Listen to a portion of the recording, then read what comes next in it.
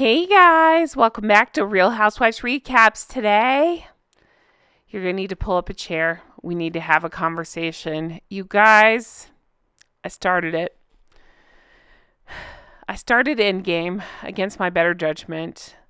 As you know, or probably know, I've talked about it a lot. I did not buy this book. I will not buy this book. I waited my turn. I got it from the library. Thank you to the lovely library lady who helped. Okay. I got the book, and I kept putting it off, but I finally cracked it open against my better judgment, and now I find myself upset. Upset's not the right word. I'm pissed off, and I'm ready to talk about it with you guys. So I want you to buckle up, and I want to have a real conversation.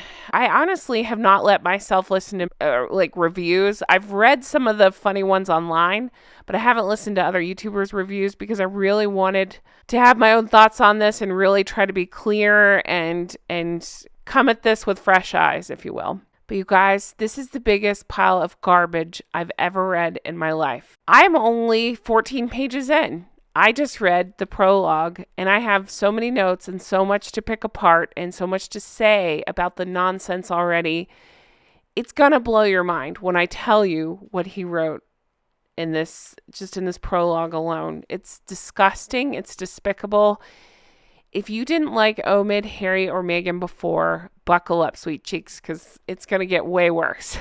Okay, let's dive in. So this book is 375 pages. It has 15 chapters, a prologue, acknowledgement, and notes. Today, I specifically want to discuss the prologue with you. Now, when you first open up the book, the first thing you're met with is pictures of badges, Omid's badges, I guess, through the years, media press passes. I guess we're supposed to be impressed, or that's supposed to lead to his credentials. I'm not sure. It sounds like a very Meghan thing to do, if you ask me. Immediately after the wall of press badges, we are met with the definition for Endgame. I don't need to read it to you. We know what we know the definition, and that just seems like such a juvenile, shitty speech at a wedding, right? Move to do like Endgame, noun. It's just stupid. All right, let's get into this prologue. You guys, I am mad. I'm upset after reading this prologue. And the reason being is because he talked so much about the Queen's passing. And it was not, I can tell you honestly, take it or believe me or don't, this is my unbiased opinion. Truthfully, it was not in a way of, oh, what a loss. What an amazing woman the Queen was. There was not that. I'm not kidding you when I tell you he made this prologue about the Queen passed and how hard it was on him. I mean, the very first page, he talks about Queen Elizabeth II nearing the end of her life, how he used to carry a black suit around waiting for the moment. He talked about that he had this suit, like I say, he carried around with him. He had it in the trunk of his car. And oh, poor Omid, right? We're supposed to feel sorry for Omid because the day she actually did pass, oh no, his car was being serviced. He didn't have his black suit. I was just in shock reading this. This asshole making the Queen's death about how it inconvenienced him on the first page. The first page. I literally have a handwritten note to myself here. I kept a legal pad next to me and just scribbled furiously on it. My first note is, Harry's okay with Omid talking about his grandmother like this, about how her passing was rough on him, and not in the way it was rough on us, like losing such a legend, such an amazing woman. No, it was hard because, you guys, he didn't have his black suit that he had been carrying around. I mean, unbelievable. Oh, it continues. Don't worry. He then goes into, and again, I'm only on the prologue, page 3. He goes into, New York's going to come for you shortly, Omid. This is it. That's what he wrote. His excitement at being called up to report on the passing of the Queen. I feel nauseous even discussing this. Yet here he is, again, page out of Meghan and Harry, but Meghan's playbook. Rictus grin about the Queen's passing. It's disgusting. Okay, then he lays into the royal family. We get a little, like, divider line, like he's changing gears. Oh, he's changing gears. He still plays victim, but now it's on to what horrible people the royal family are. You ready for this? He goes into what should have been a banner year for the royal family. Talk about the Queen's 70 years of service. But instead, it was a year of upheaval and strife. I have a question. Whose fault is that? Who was causing the upheaval and strife? Could it be Harry and Meghan and Omid now, we find out? But you know what I mean? It's Harry and Meghan causing this upheaval and strife. And yet Omid, their buddy, in on this stuff, is talking about how things were tough for the royal family. Who made it that way? This is what they do. They do these terrible things, and then they want what? Applause? They make themselves into victims? This is disgusting, and it looks like, again, the three of them are perfect for each other because they're all doing the same thing. So then it continues on. Again, I'm still only on page 3 of this thing. He goes into, again, what else? The Queen's passing. He's playing poor me again. It was about how he had to go back and figure out and how to reframe key chapters of this book he had been writing. So how hard it was on him because he had started this stupid book and then had to reframe it around her passing. But I'm going to point out that this makes no sense at all. If this was about the Endgame, how could it be about the ending and I guess the transition of the royal family? I'm trying to make sense out of something that doesn't make any sense, but how can it be about that if the Queen was still alive? If he thought the Queen would still be alive when this book came out, right? Do you see where he's contradicting himself already? All right. The next note I have is he starts giving me speeches. Again, I'm only on page 4, me speeches. And you know the ones because we've heard Meghan do the same thing. The me speeches, all about me, I. I swear to God, if I counted the I's in this book, it'd make your head spin. Okay. So, here's just a random line from page 4. The months following the Queen's death gave me the necessary time to process such a seismic event. So again, making it all about himself. I'm sorry, is this your biography? Or is this about the royal family? Because you can't seem to make up your mind what's going on here. The full reality of Queen Elizabeth II's death didn't hit me until 10 days later. Again, more me, making the passing of Her late Majesty the Queen about himself. Where have we seen this? Oh yeah, with Harry and Meghan.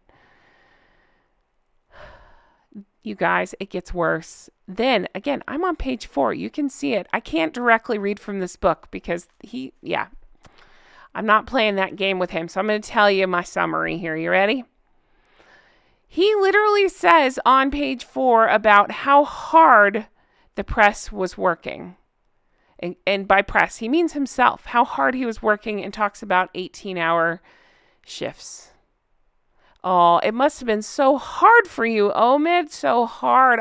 Nobody stopped to think about how hard it was for Omid. We must be the ist words that he loves to throw around, right? Because we didn't think about how hard it was for Omid.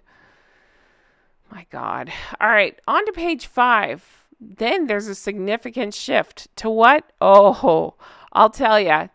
He takes aim at King Charles and Queen Camilla, but I'd say mostly King Charles, and he won't let up. He clearly has an extra grind with King Charles. I had heard it was coming for William and Catherine, and I know it's coming. But I'm telling you now, by page 5, he is mud-slinging at King Charles.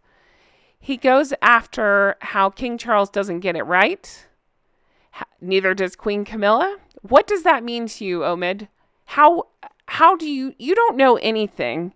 And what are you basing this on? Because if you think Harry and Meghan are getting it right, obviously you have no concept of what getting it right means. Okay. He goes on to call Queen Camilla, he calls her out for using the title of queen.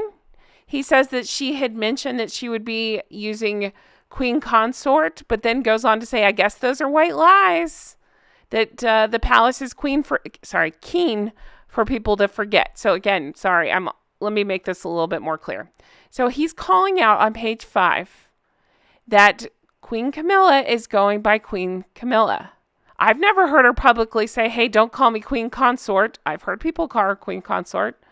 But I think as a sign of respect, people have transitioned. Some people, not all people. I know it's a hot button topic, but I call her Queen Camilla. I don't know, out of respect, because that's what she is now. Okay. Omid takes issue with this, apparently, and points it out and says this is something people are they're keen for people to forget. That at one point she said she'd go by Queen Consort, but now she's going by Queen.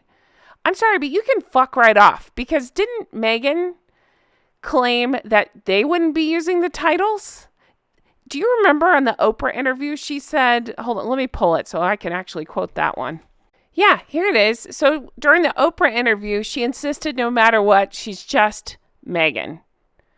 And that she brushed off the pomp and circumstance, saying all the grandeur surrounding this stuff is an attachment I don't personally have. I've been a waitress, an actress, a princess, a duchess. I've always just been Meghan, right? I've always been clear on who I am.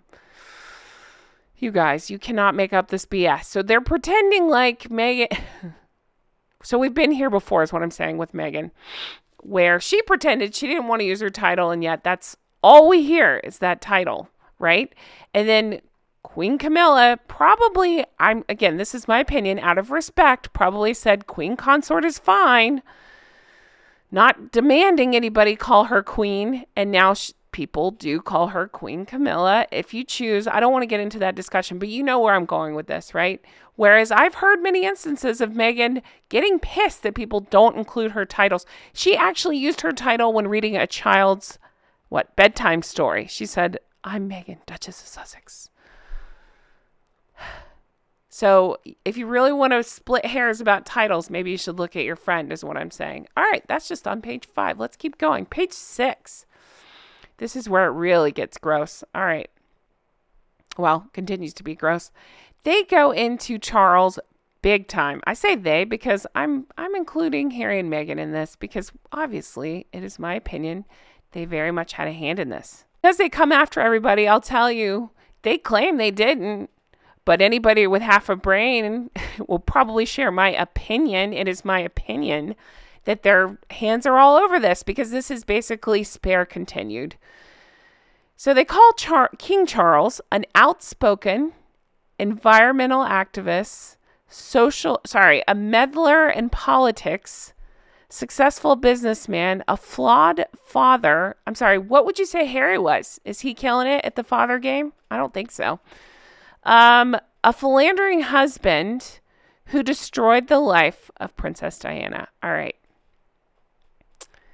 So they're using this Diana thing here, again, to try to hurt Charles? Make everybody remember, you know what I mean? To bring it all back up, to paint him in an awful light. That's really what's going on here.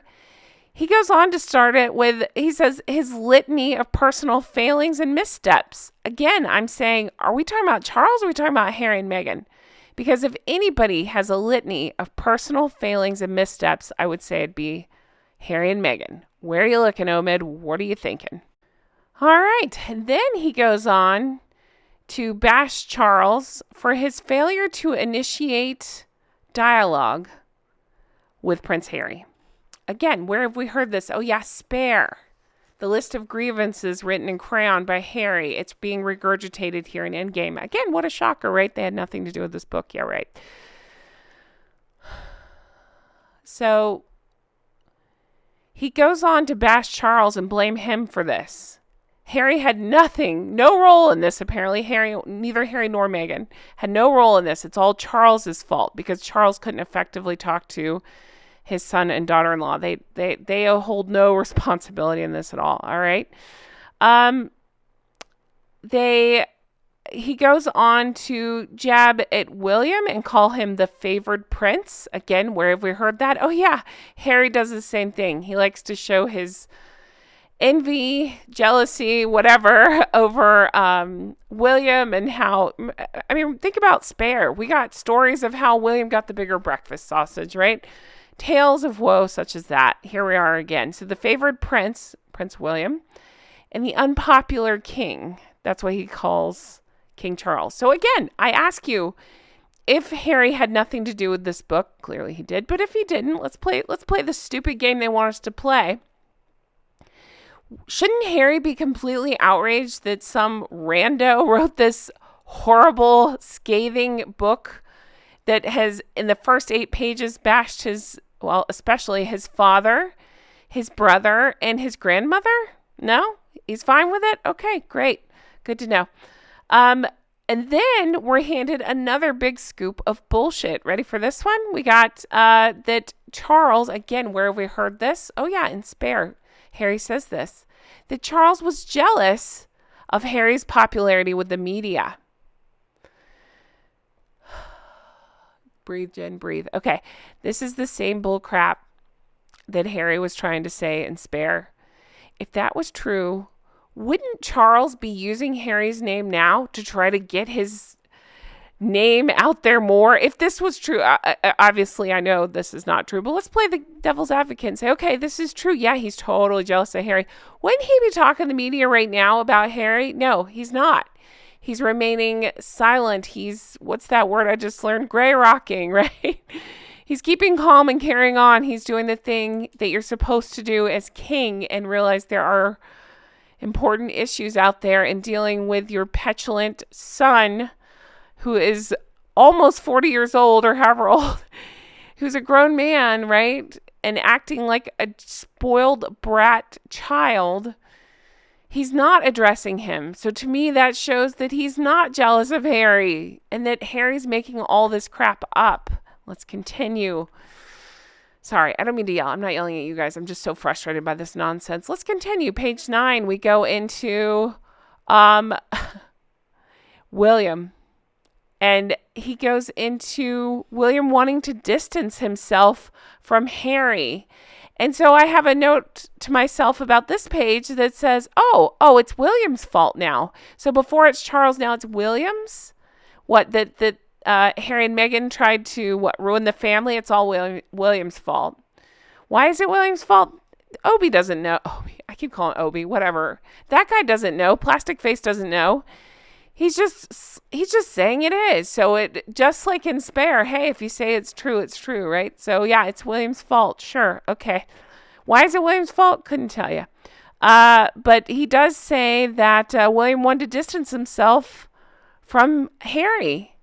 And it's been about the time of Harry's marriage to Meghan.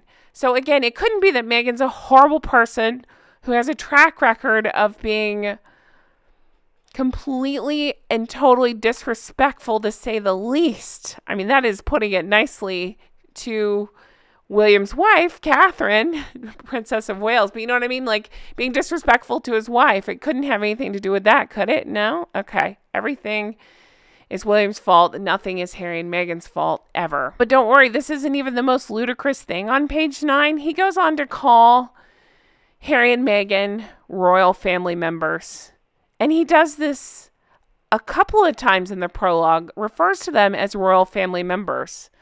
So, according to Omid, and this is the same problem I have with Harry and Meghan, they do this thing where it's like, the royal family's awful. They're the Eastwards. They're all the worst things. We're going to call them out on all this.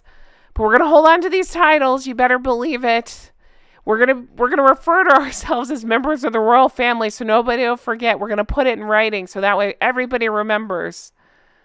But yet we're going to talk as poorly about them as possible. Then when you think he's, by he, I mean Omid's hit his wall of saying ridiculous things. Oh, no, don't worry. It continues on. He then puts out a sentence about how it's not a good look for an institution whose monarch, and then he goes on to basically call him the Eastwards that he's now saying he did not call him. He's talking about how this is all Charles's fault and how, hey, it's not going to look good if you have the head of the royal family is an Eastward. Oh, but remember, Harry tried to convince us all that he didn't say the family was the Eastward. It was the media that did that. Huh. Well, here's your pal Omid saying it too. As of the time of this recording, radio silence from them. Then on page 11, we get into the arrival of Meghan in 2016 into the family. And Omid's excited because his worlds get to collide. Please read the sarcasm in my voice here, because listen to this nonsense. He was bragging about how he reports on entertainment and royals. Well, she's both. Oh my gosh. Again, who is this written by? I'm confused. Plus, it allows me to dust off my favorite saying. You ready? You ready? Does it hurt your back to kiss your own ass like that? Just curious. All right. And then on the next page, he once again refers to Harry and Meghan as the royal couple. So he's ragging on Camilla for accepting her title and yet totally fine with Harry and Meghan bashing the institution, clinging onto the titles, and reminding us every few pages that they are a royal couple. And we seem to switch back to Harry's voice because we get some bullshit about how the media play dirty against those who attempt to expose the truth. I'm sorry, what are we talking about? What's funny is people are not playing dirty right now. They're straight up exposing how you did not tell the truth in this book. And it's so fun to watch because all three of you, are completely imploding. I'm here for it. I have my popcorn. I'm watching and I'm enjoying. Oh, you thought the nonsense was over? Au contraire, mon frère. Here we go. I was on to say that the Queen has influenced Prince Harry to this day and that he continues to live a life of public service to inspire and to motivate. Oh my God. What planet am I on? Who are we talking about? Who is he inspiring? Who's he motivating? What? We can see none of the Queen's selflessness in Harold and fraud. They are the complete opposite. When is the last time they did something like, draw attention to a charity that they actually just believe in instead of making it all about themselves or trying to do an event that tries to overshadow the royal family? It doesn't happen.